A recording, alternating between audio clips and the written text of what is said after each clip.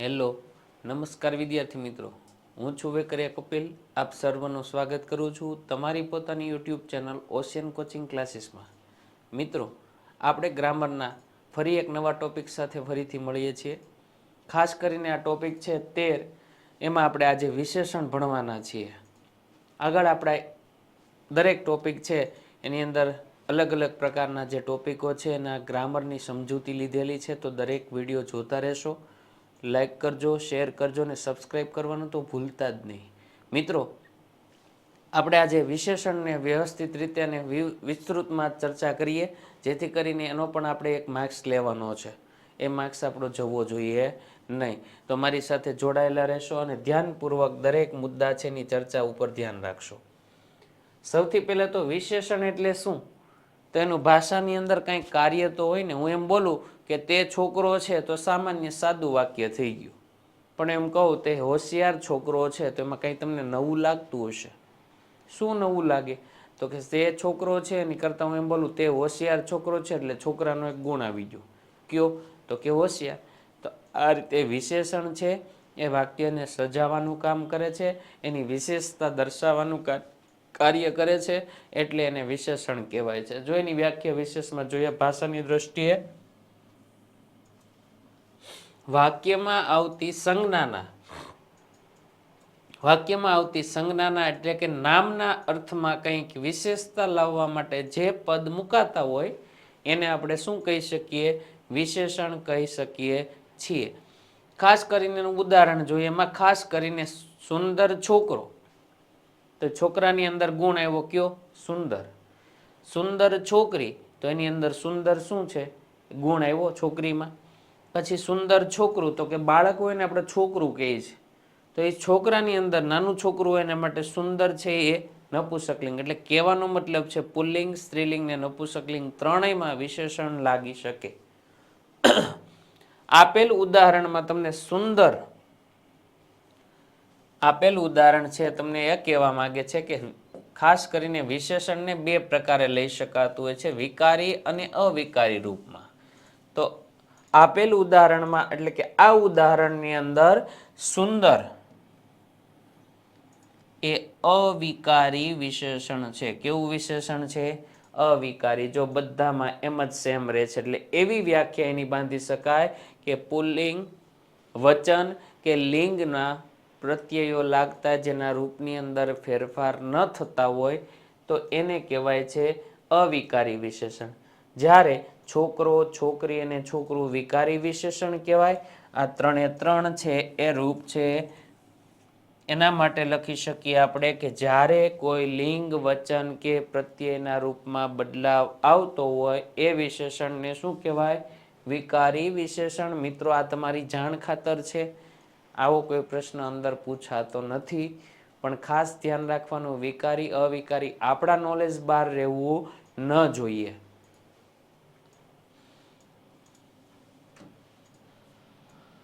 આ છે આપણા વિશેષણના પ્રકારો. ધોરણ 10ની અંદર વિશેષણના આટલા પ્રકારો આપણે ભણવાના આવે છે. ખાસ કરીને ગુણવાચક વિશેષણ, સંખ્યાવાચક વિશેષણ, સાર્વનામિક વિશેષણ, કર્તુવાચક વિશેષણ અને પરિમાણવાચક. આટલા પ્રકારો છે આપણે ખાસ ધોરણ 10ના પરીક્ષા અને બોર્ડ પરીક્ષાની અંદર આવવાના છે.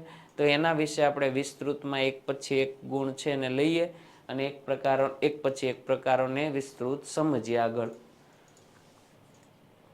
વિદ્યાર્થી મિત્રો, તમે ધોરણ 10નું વ્યાકરણ ભણી રહ્યા છો, પણ ખાસ આપણા દરેક વિડીયોની નીચે આપેલી જે ડિસ્ક્રિપ્શન બોક્સમાં આપેલી લિંક છે એના ઉપરથી તમે આપણી આ એપ્લિકેશન છે એને ડાઉનલોડ કરી શકો છો અને પ્લે સ્ટોર પરથી પણ ઓશિયન કોચિંગ ક્લાસીસ નામથી તમે આ એપ્લિકેશન ડાઉનલોડ કરી શકો છો, જેથી કરી ગુજરાતીનું તમામ ગ્રામર તમને આ એક એપ્લિકેશન ઉપર મળી જાય છે. એની ઉપર ઘણી બધી સુવિધાઓ આપણને મળેલ છે કે સમજૂતી છે, એના ઉદાહરણો છે, બોર્ડમાં પૂછાયેલા પ્રશ્નો, એની PDF, મોસ્ટ ટાઈમ બી પ્રશ્નો, આ તમામ એક જગ્યાએથી તમને પ્રાપ્ત થઈ જાય છે અને માત્ર 50% ડિસ્કાઉન્ટ રાખેલ છે, એટલે 100 રૂપિયામાં. તો મિત્રો, ફટાફટ આ એપ્લિકેશનને ડાઉનલોડ કરી લો અને બીજા મિત્રો પાસે પણ કરાવડાવો, જેથી કરીને આપણું ગ્રામર છે કાચું ન રહે. વિદ્યાર્થી મિત્રો, વિશેષણના પ્રકારોની આપણે વિસ્તૃતમાં આજે ચર્ચા કરવાના છીએ.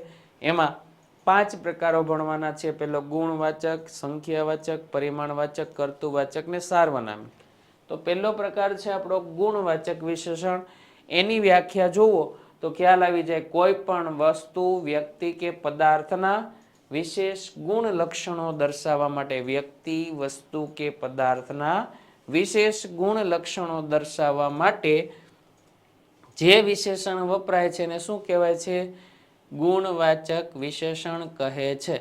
તો ગુણવાચકની અંદર કયા ગુણો લઈ શકાય? તો કે દરેક વ્યક્તિમાં રહેલા ગુણો, સજીવમાં રહેલા તમામ ગુણો. તો ગુણ છે ને આપણે જોઈ કે સ્પર્શી શકતા નથી, પણ એક ટેગ છે.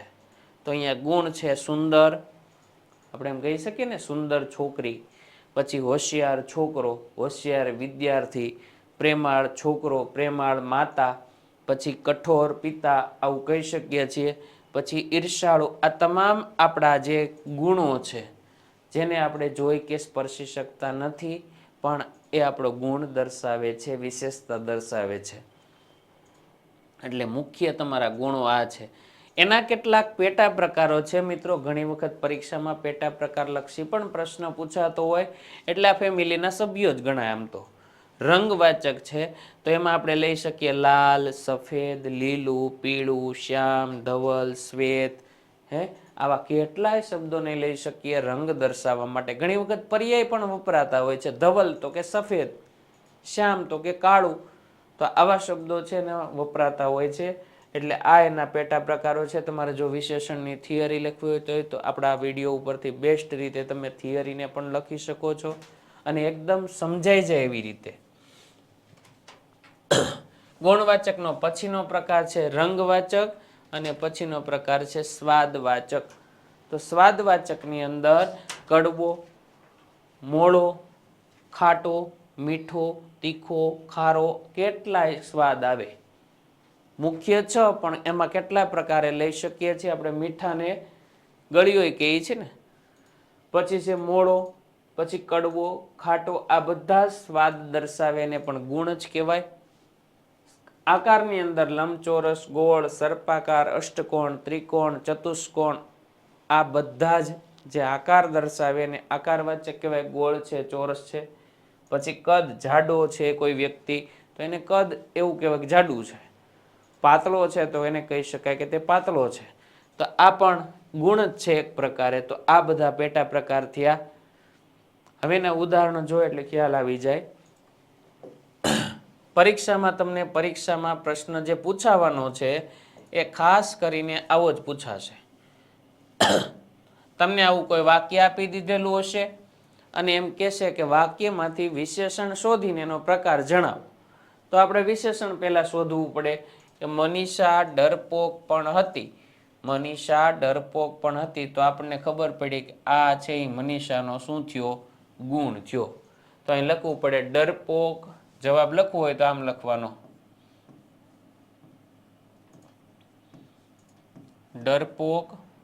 બાજુમાં લખવાનું ગુણ વાચક વિશેષણ. આ થઈ ગયો આપણો 1 માર્ક્સનો જવાબ.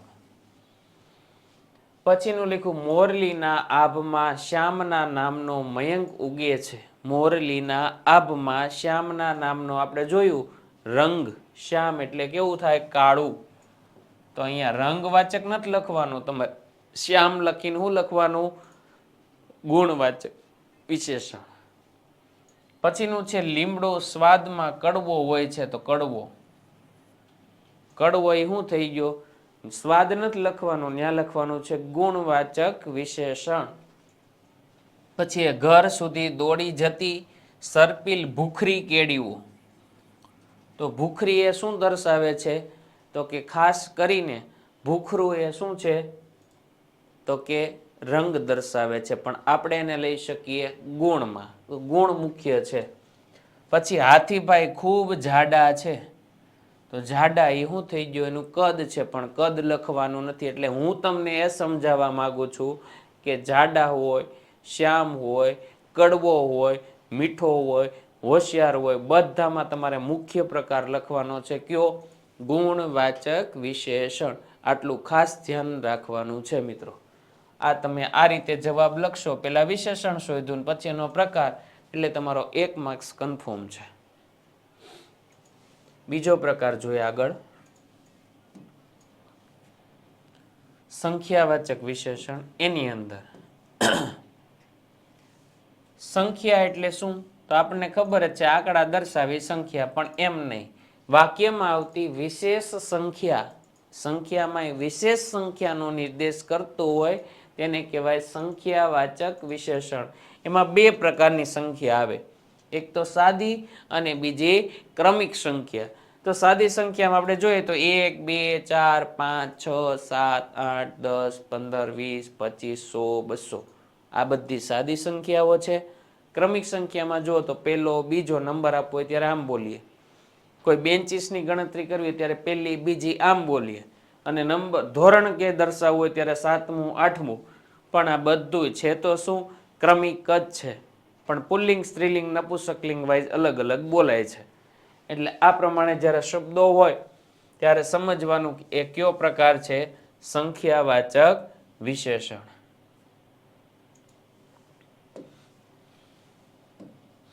જોઈ લેજો, ખાસ શબ્દો યાદ રાખવાના, તેનાથી પણ તમને ખબર પડી જાય કે કયો પ્રકાર છે. હવેના ઉદાહરણોમાં જોઈએ તો એમાં વૈષ્ણવજનના દર્શનથી 71 કુળ તરી જાય. 71 તમારા શબ્દમાં લખવાનું વિશેષણ પ્રકારમાં 71, અને પછી લખવાનું કયો પ્રકાર? તો કે સંખ્યાવાચક વિશેષણ. 71 એટલે 71 જ થાય ને, સંખ્યા દર્શાવી. અંકિતનો ક્લાસમાં 31મો નંબર આવ્યો, તો 31 એ શું છે?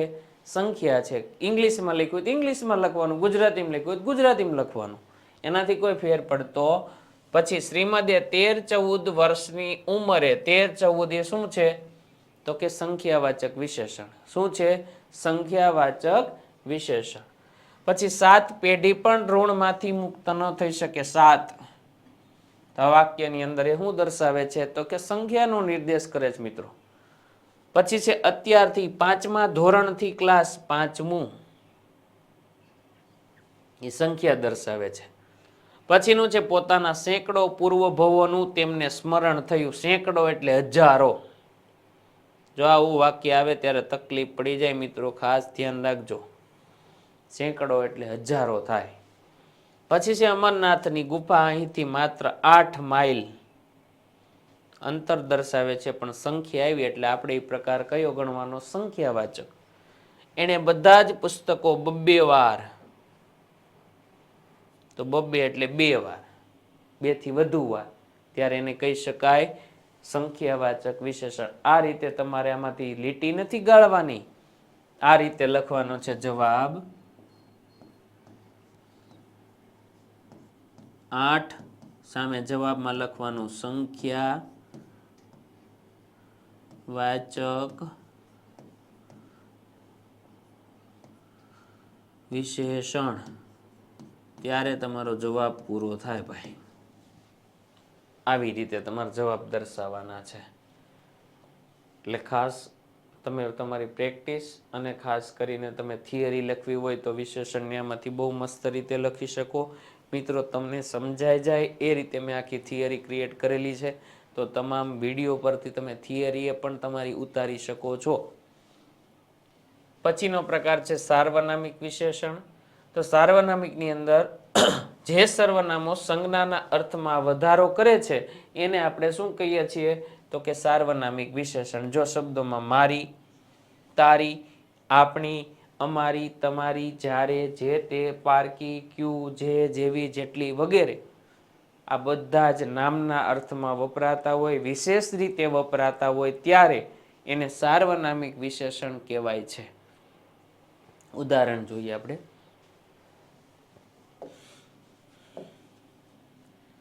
ફોરમ બીમાર થતા, ફોરમ બીમાર થતા અમારા સૌના જીવ ઊંચા થઈ ગયા. અમારા એ શું થઈ ગયો?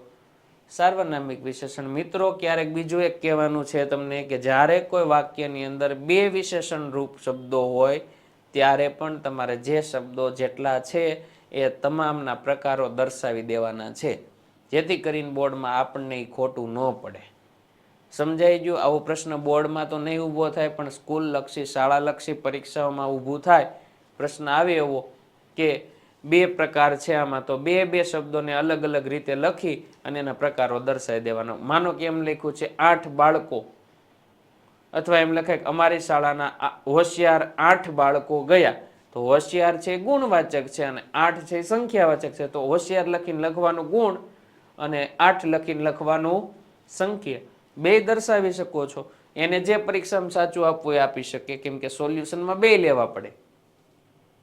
પછી છે તમે વડીલો સામે ઊંચા અવાજે ન બોલો. તો અહીંયા તમે એ શું દર્શાવે છે? તો કે સર્વનામ દર્શાવે છે. નામ નથી આપતા, સર્વનામ સ્વરૂપે છે. એ સાંજે અમે બધા, અમે નામનું આપ્યું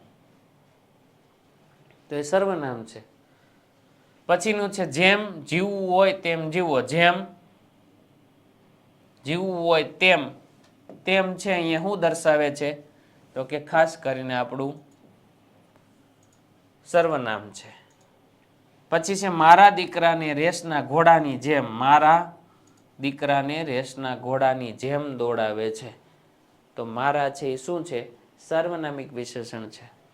પછી અમારી કાર રોકી અને એ મારી જગ્યાએ ગયા. મારી, તો અહીંયા 2 છે, અમારી અને મારી, 2 સાર્વનામિક વિશેષણ છે. તો 2 શબ્દો લખી શકાય એવું નથી, ન લખી શકાય એવું. પછી મારા પિતાજી શાહુકારીનો ધંધો કરતા. તો મારા, આ શું થઈ ગયું? વિશેષણમાં સાર્વનામિક શબ્દ થઈ ગયો. પછી આપણી સંસ્કૃતિ ખૂબ પ્રાચીન છે. તો આપણી, એ શું થઈ ગયું? તો કે સર્વનામ થઈ ગયું. પછી અમે તેવી પારકી પંચાયત ન કરીએ. અમે, તો એ શું થઈ ગયું? સાર્વનામિક વિશેષણ. તો આ શબ્દો પરીક્ષામાં તમારે ઓળખવાના છે. ત્યાં કોઈ રીતે લીટી કરેલી આવતી નથી. એ આપણે પ્રશ્નનું એક્ઝામ્પલ જોવું એટલે ખ્યાલ આવી જશે તમને. એટલે ખાસ જે શબ્દો છે ને તમારે ઓળખી અને પછી એનો પ્રકાર અલગથી દર્શાવવાનો છે. પછીનો છે કર્તુવાચક. કર્તુવાચકની અંદર આ વિશેષણ ક્રિયા કરનાર વ્યક્તિની ખાસ પ્રકારની ક્રિયાને દર્શાવે. કોને દર્શાવે? ખાસ પ્રકારની ક્રિયાને દર્શાવે. તેને શું કહેવાય? કર્તુવાચક વિશેષણ. જો બોલનાર, નાચનાર, હાંકનાર, ખાનાર, ખોદનાર, આવા બધા શબ્દો છે એમાં ક્રિયાપદ ક્રિયા દર્શાવતું હોય છે. એટલે આ બધા છે કર્તુવાચક વિશેષણ છે. એના ઉદાહરણ જો એટલે ખ્યાલ આવી જશે આપણને. ખાસ કરીને એના ઉદાહરણની અંદર તો કે સિગારેટના ધુમાડા કાઢનારને, તો આ કાઢનાર એનું શું થઈ ગયું? ક્રિયા થઈ ગઈ, તો કરતું કહેવાય ને. પછી વધારે પડતું ખોટું બોલનારને, તો બોલનાર એ શું થઈ ગયું? ક્રિયા દર્શાવે છે, કર્તુવાચક છે. ખાડો ખોદનાર જ તેમાં પડે, તો ખોદનાર એ શું છે? ક્રિયાપદ છે, ક્રિયા દર્શાવે છે. પછી સાચું બોલનાર એ પણ કર્તુવાચક છે. જાદુગર સિંહને નચાવતો, નચાવતો એ શું છે? ક્રિયા છે, દર્શાવે છે. પછી નિયમ વિરુદ્ધ ગાડી ચલાવનાર ને દંડ થઈ શકે, તો ચલાવનાર છે એ કર્તુવાચક છે. પછી છે વ્યસન કરનાર ને વ્યસન, એ પણ શું છે? કર્તુવાચક વિશેષણ છે. તો મિત્રો ખાસ કરીને કર્તુવાચક વિશેષણના શબ્દોને આ રીતે ઓળખી શકાય. તો શબ્દો ખાસ યાદ રાખવાના છે તમારે.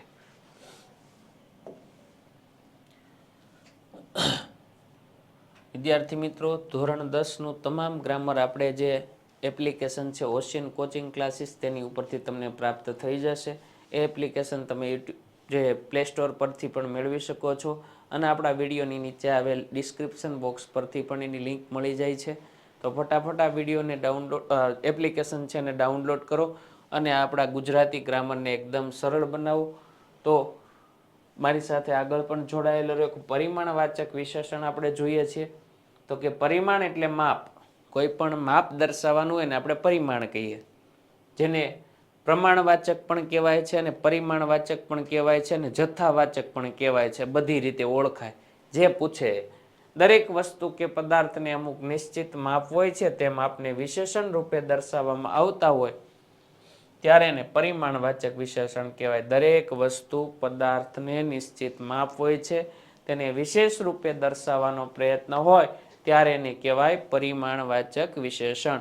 મિત્રો, એના ઉદાહરણો છે એમાં સકળ એટલે ઘણું, સમગ્ર એટલે બધું, કેટલાક, થોડા, વિપુલ, વિપુલ એટલે મોટી માત્રામાં, અલ્પ એટલે થોડી માત્રામાં, પછી અતિશય એટલે વધારે પડતું, ને આટલું એટલે અનહદ. ત્યારે આવા શબ્દો જ્યારે વપરાતા હોય ત્યારે એને પરિમાણ કહેવાય છે. એના ઉદાહરણો જોઈએ મિત્રો. અહીંયા લખ્યું છે ભલે આખું આભ રેલી જાય. ભલે આખું, તો અહીંયા આખું આભ, આખું એ શું દર્શાવે છે?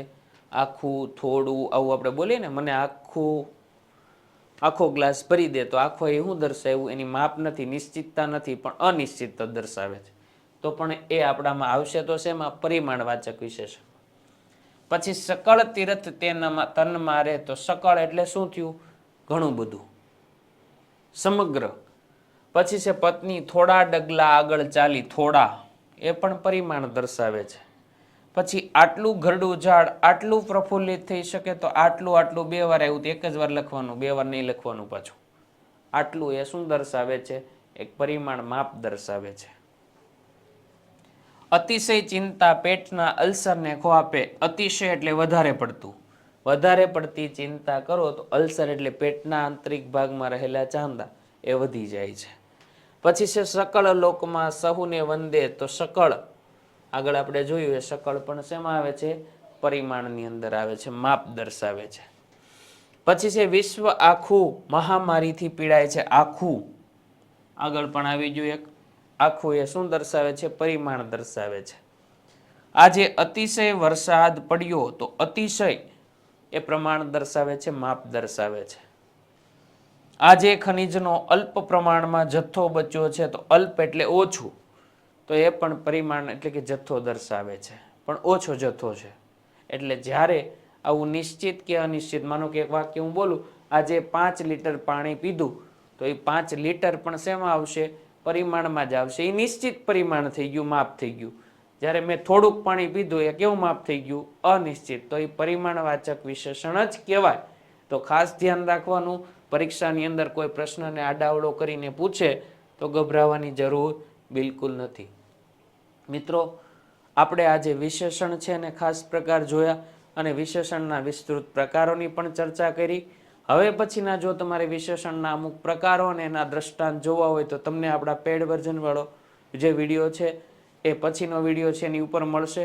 એટલે ખાસ કરીને આ વિડીયો છે ને જોતા રહેજો. અને બીજું, આ વિડીયોને જોયા પછી લાઇક, શેર અને સબસ્ક્રાઈબ કરવાનું ભૂલતા નહીં.